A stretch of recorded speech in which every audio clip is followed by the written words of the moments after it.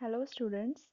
In our last lecture we have discussed about Fourier series, its coefficient and cosine series for even function. आज हम अपने इस lecture में discuss करेंगे applications of Fourier series. आपके syllabus में 4 applications हैं फोरियर सीरीज की। फर्स्ट इज ट्रायंगुलर वेव और square wave, second is first is rectangular wave your square wave, second is triangular wave, third is half wave rectifier and the fourth one is full wave rectifier. इस lecture में हम rectangular wave देखेंगे और triangular wave देखेंगे। यहाँ हम क्या देखेंगे, एक्सपेंशन देखेंगे फोरियर सीरीज का रेक्टेंगुलर वेव के लिए और ट्रायंगुलर वेव के लिए।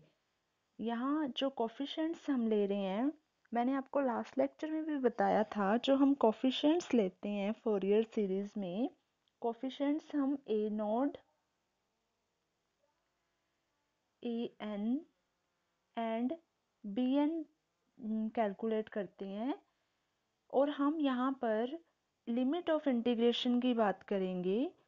आपको मैं बता चुकी हूँ कि जो हम इन कोफिशिएंट्स का इवैल्यूएशन करते हैं, हम डिफरेंट डिफरेंट लिमिट्स के बीच में करते हैं, बट जो इनका रिजल्ट आता है, इनकी जो वैल्यूज़ आती हैं, उसमें ज़्यादा डिफरेंस नहीं होता। तो जो जो लिमिट ऑफ इंटीग्रेशन हम यूज़ कर सकते हैं फोरियर सीरीज का एक्सपेंशन करने के लिए, इन कोफिशिएंट्स को इवैल्यूएट करने के लिए, वो लिमिट्स हैं 0 to capital T, here T is 2 pi by omega, ये हमने किया था लास्ट लेक्चर में। And second limit is minus pi to pi, third is 0 to 2 pi. इन तीनों लिमिट्स में जब हम कोफिशिएंट्स कैलकुलेट करेंगे a naught, a n and b n, उनकी वैल्यू में डिफरेंस नहीं आएगा। और जैसे हम अब ये स्क्वायर वेव वाला जो टॉपिक कर रहे हैं, इसमें हम ए नोड, ए एन और बी एन लेंगे। ये मैं आपको दो लिमिट ऑफ इंटीग्रेशन में सॉल्व करके दिखाऊंगी, और ये दिखाएंगे हम इस लेक्चर में कि जो हमारे पास रिजल्ट है वो सेम आता है, चाहे तो हम limit of integration 0 to t use करें, चाहे हम limit of integration minus pi to pi use करें। जो फोरियर सीरीज का एक्सपेंशन आएगा स्क्वायर वेव के लिए या रेक्टेंगुलर वेव के लिए, वो सेम आएगा। हमने यहाँ क्या लिया, एक ग्राफ प्लॉट किया हुआ है। हमने यहाँ पे डिस्प्लेसमेंट है इस साइड वाई एक्सिस पे, और इस साइड टाइम t है। हमारे पास इस वेव, जो स्क्वायर वेव हमने ली है, उसका एम्पलीट्यूड प्लस a है और माइनस a है। प्लस a एम्पलीट्यूड कब है, जब हमारे पास टाइम जो t है उसकी जो वैल्यू है वो क्या है, 0 टू t बाई 2।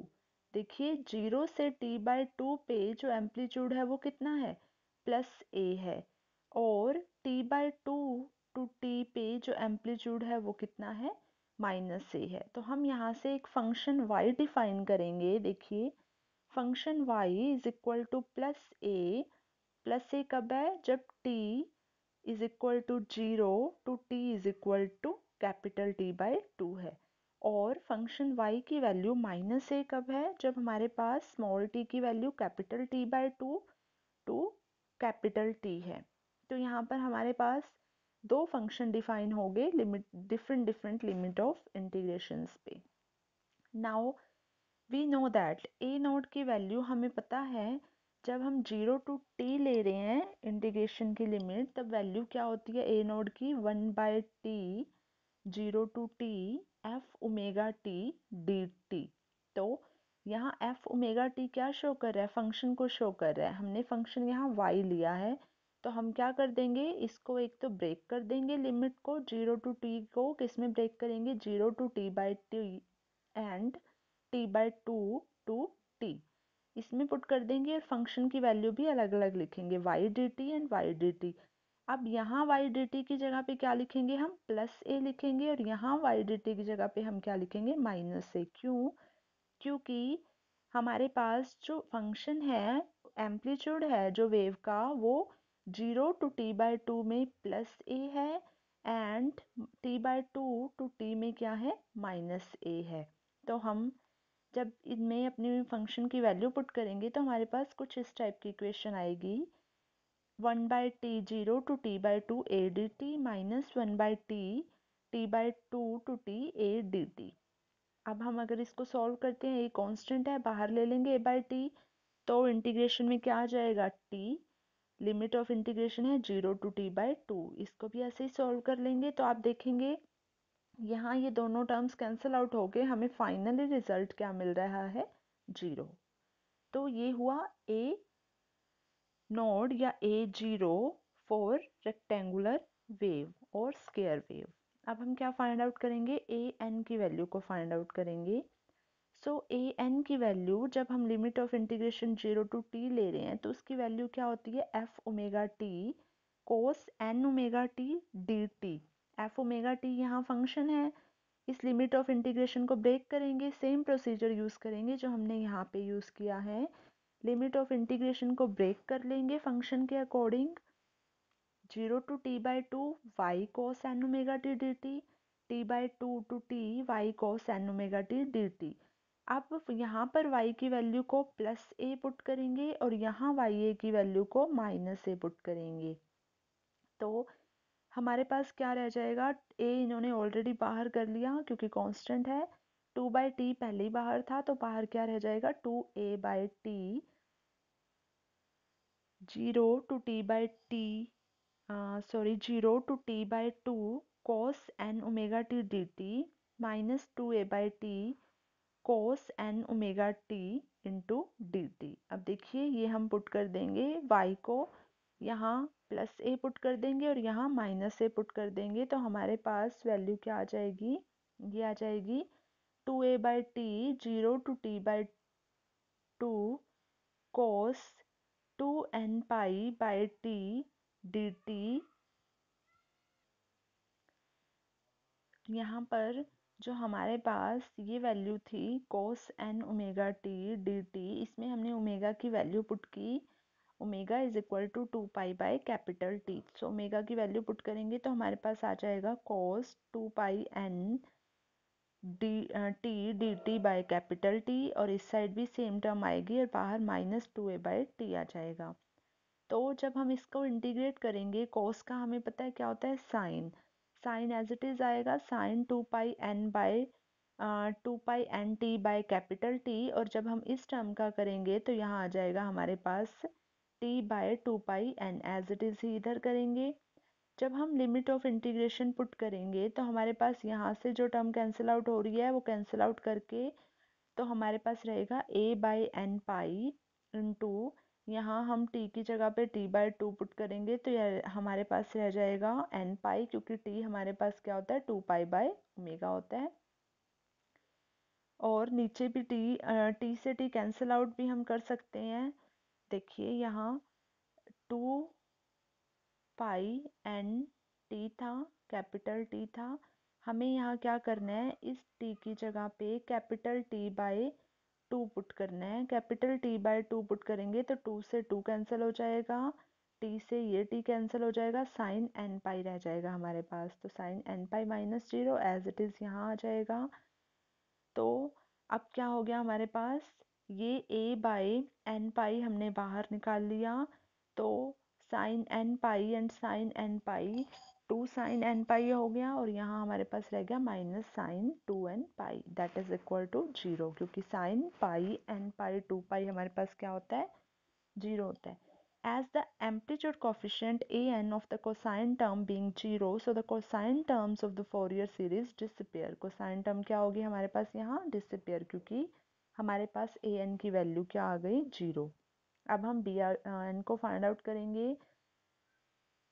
bn की वैल्यू हमें पता है, जब हम limit of integration 0 to t लेते हैं तो हमारे पास वैल्यू होती है 2/t a sine n omega t dt। इन्होंने यहाँ पे लिमिट ऑफ इंटीग्रेशन ब्रेक करके ऑलरेडी लिख दिया, फंक्शन की वैल्यू भी लिख दी, 0 टू t/2 प्लस a और 0 t/2 to t minus a। तो हम इसको अब सॉल्व करेंगे। यहाँ पर 0 टू t बाई a बाहर कर लिया, 0 to t/2 sine two pi n t by t d t same as it is omega की वैल्यू पुट की, यहाँ भी ओमेगा की वैल्यू पुट की, इंटीग्रेशन साइन का माइनस कोस हो जाएगा। बस डिफरेंस इतना ही आएगा कि यहाँ माइनस कोस कर रहे हैं, ऊपर साइन किया था। तो जब हम यहाँ पुट करेंगे टी की वैल्यू तो यहाँ माइनस कोस एन पाई हो जाएगा, प्लस कोस जीरो हो जाएगा, यहाँ ये टर्म आ जाएगी। तो हमें पता है कोस जीरो क्या हो जाएगा, 1 हो जाएगा। यहाँ a बाई एन पाई बाहर है तो कोस 2n पाई हो गया, माइनस माइनस यहाँ प्लस आ गया, और minus cos n pi as it is यहाँ पे आ गया हमारे पास। जब हम यहाँ पुट करेंगे कोस एन पाई कोस 2n पाई 1 हो गया हमारे पास, तो ये हमारे पास ये टर्म रह गई। जब हम इसको सॉल्व करेंगे a बाई एन पाई बाहर 1 and 1 2, minus cos n pi minus 2 cos n pi हो गया। 2 को कॉमन ले लेंगे तो 2a by n pi 1 minus cos n pi. Cos n pi को हम क्या लिख सकते हैं, -1 पावर n। अब हम इस एक्सपेंशन को जब n की डिफरेंट डिफरेंट वैल्यूज पे सॉल्व करके देखेंगे तो हमारे पास ये आ जाएगा। अगर मैं n को यहाँ 0 ले रही हूँ सॉरी 1 ले रही हूँ, तो यहाँ क्या हो जाएगा हमारे पास, -1 की पावर 1 -1, 1 और 1 2, तो हमारे पास आ जाएगा 4a बाई पाई। ऐसे ही अगर मैं n की वैल्यू को 2 लेती हूँ यहाँ पे, तो यहाँ क्या हो जाएगा, -1 का स्क्वायर 1 हो जाएगा, 1 -1 0। ऐसे ही अगर b3 लेती हूँ तो 4a बाई 3 पाई, b4 0। यहाँ से आपको एक चीज़ क्लियर होगी कि जब हम n की वैल्यू को ओड ले रहे हैं तो हमारे पास रिजल्ट कुछ और आ रहा है, और जब इवन ले रहे हैं तो हमारे पास रिजल्ट कुछ और आ रहा है।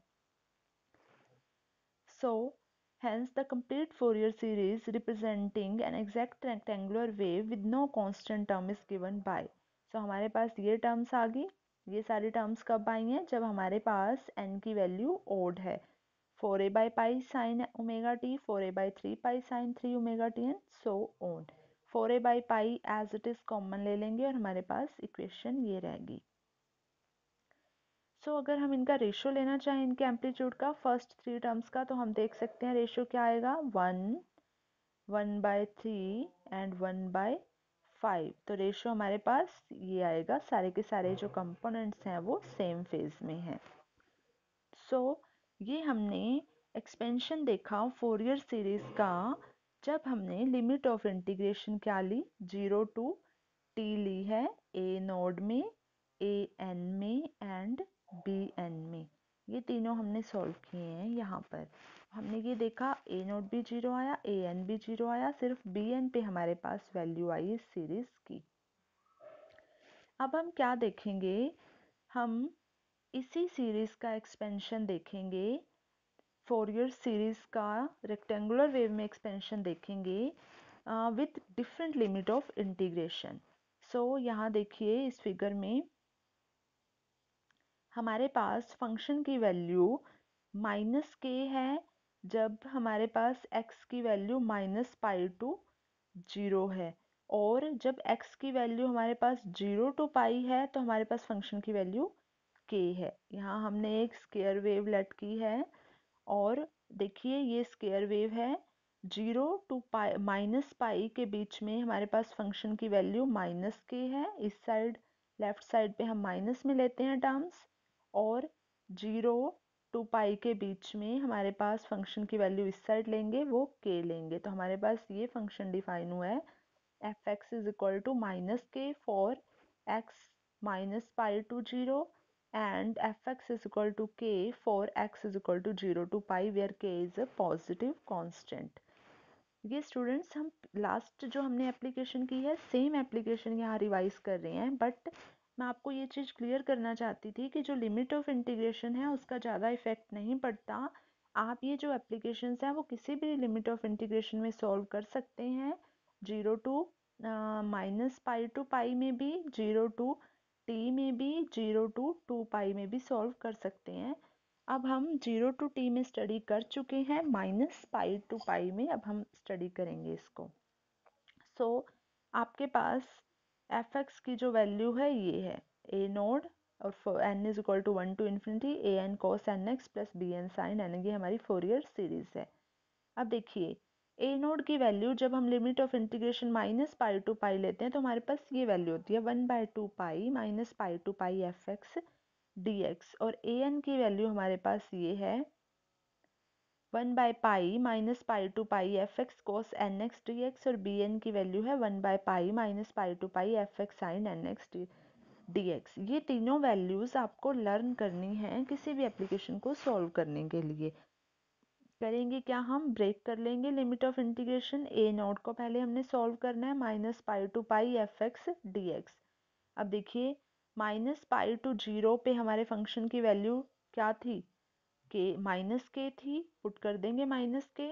और जीरो टू पाई में फंक्शन की वैल्यू क्या थी, प्लस के थी, यहाँ पुट कर दिया प्लस के। सिंपल वे में हम लिमिट इसको सॉल्व कर लेंगे इंटीग्रेशन को। माइनस के एक्स माइनस के डी एक्स एंड के डी एक्स। यहाँ हम लिमिट ऑफ इंटीग्रेशन पुट कर देंगे, माइनस के कांस्टेंट है तो पुट करेंगे zero and plus pi plus के पाई माइनस जीरो। तो देखिए ए नॉट की वैल्यू यहाँ क्या आ गई, जीरो आ गई, ये टर्म्स कैंसिल आउट होगी। और जब हमने जीरो टू टी में सॉल्व किया था तब भी हमारे पास ए नॉट की वैल्यू क्या आ रही थी, जीरो आ रही थी। अब ए एन देखिए ये वैल्यू है 1/पाई minus pi to pi f x cos n x. इसको भी सॉल्व कर लेंगे। लिमिट ऑफ इंटीग्रेशन ब्रेक की, माइनस के और के पुट किया, सॉल्व करेंगे जब हम माइनस के कांस्टेंट है, कोस का जो इंटीग्रेशन है sine n x by n हो जाएगा। और यहाँ भी कोस का जो इंटीग्रेशन है sine n x by n हो जाएगा। वैल्यू पुट करेंगे तो देखिए यहाँ पे भी ये टर्म्स कैंसिल आउट होके जो हमारे पास कोसाइन टर्म है मिसिंग हो जाएगी, ए एन की वैल्यू भी क्या हो जाएगी, जीरो। और जब हमने इस लिमिट में किया था तब भी ए एन की वैल्यू हमारे पास क्या थी, जीरो थी। अब बी एन को सॉल्व करेंगे एज इट इज़, तो बी एन में हमारे पास सेम टर्म बनेगी 4k/पाई एन जब एन ओड है और जीरो जब एन इंटीजर है। लास्ट टाइम भी यही हुआ था और यही एक्सपेंशन हमारे पास आया था फोरियर सीरीज का रेक्टेंगुलर वेव के लिए जब हमने लिमिट ऑफ इंटीग्रेशन टी ली थी। और जब हमने माइनस पाई टू पाई में सॉल्व किया तब भी हमारे पास सेम रिजल्ट आया। तो यहाँ से इन दोनों से हमें ये प्रूव हुआ कि हम लिमिट ऑफ इंटीग्रेशन कुछ भी लेके अपनी एप्लीकेशन को सॉल्व करते हैं तो हमारे पास रिजल्ट में कोई डिफरेंस नहीं आएगा। सेकंड जो एप्लीकेशन है हमारे पास वो है analysis of a triangular wave.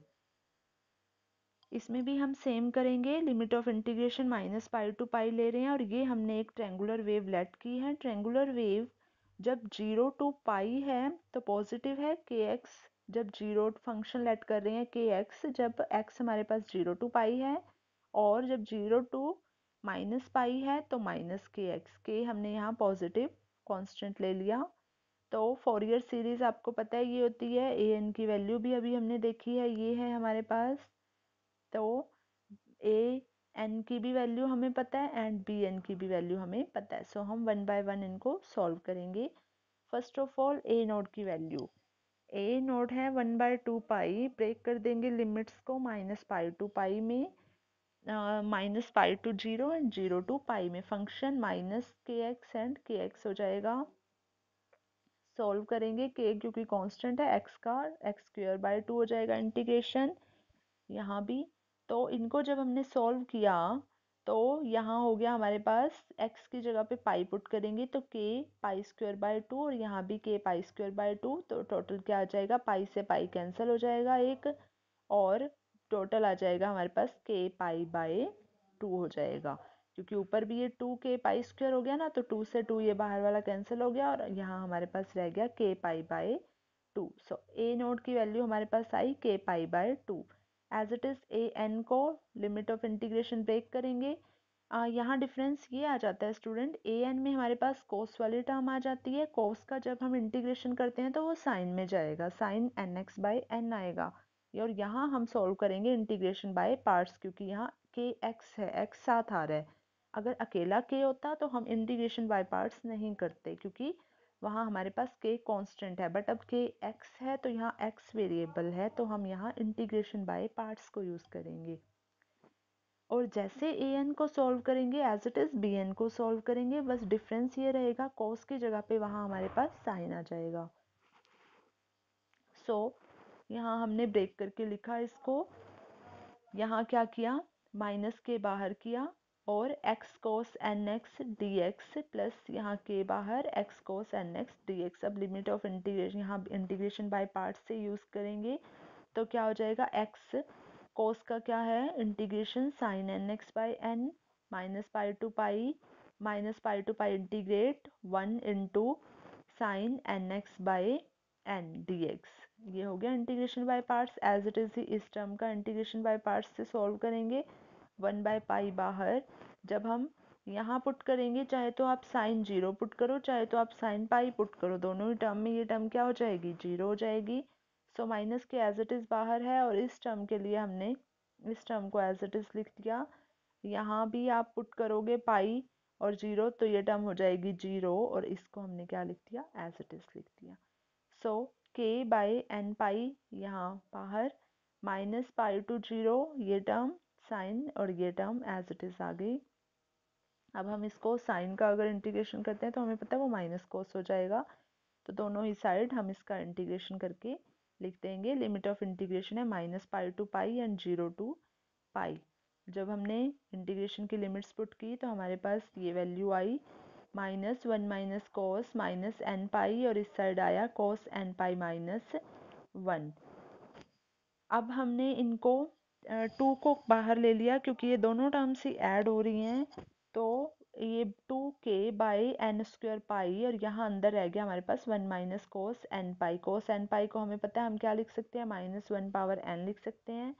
तो यहाँ से आप देखिए स्टूडेंट्स, ऐसे ही अगर मैं n को 1 पुट करती हूँ तो ये टर्म पूरी की पूरी क्या हो जाएगी हमारे पास, यहाँ 1 पुट करती हूँ तो ये हो जाएगा 2 एंड 2 से 2 की multiply 4k by n square pi. तो ओड के लिए, इंटीजर्स के लिए n की वैल्यू 4k by n square pi आएगी।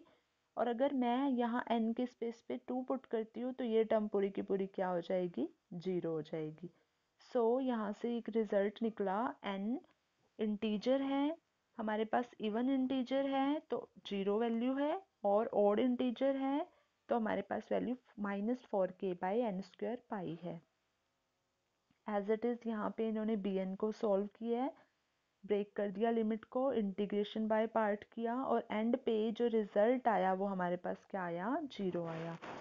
तो हमने जो रेक्टेंगुलर वेव देखा था वहाँ पर हमारे पास ए नोड और ए एन की वैल्यू 0 थी और बी एन की कुछ ना कुछ वैल्यू आ रही थी। यहाँ ए नोड और ए एन की कुछ ना कुछ वैल्यू आ रही है, बट बी एन हमारे पास यहाँ क्या आ रहा है, 0 आ रहा है। तो हम फोरियर सीरीज का जो एक्सपेंशन करेंगे of the given triangular wave, तो हमारे पास ये आएगा, ये वैल्यू हमारे पास ए एन की आई थी और ये वैल्यू ए नोड की आई थी और ये वैल्यू हमारे पास ए एन की आई है। So this is the expansion of given triangular wave, Fourier series expansion of the given triangular wave. Study करना आप इसको, अगर कोई प्रॉब्लम है तो वो हम डिस्कस करेंगे क्लास में। Thank you.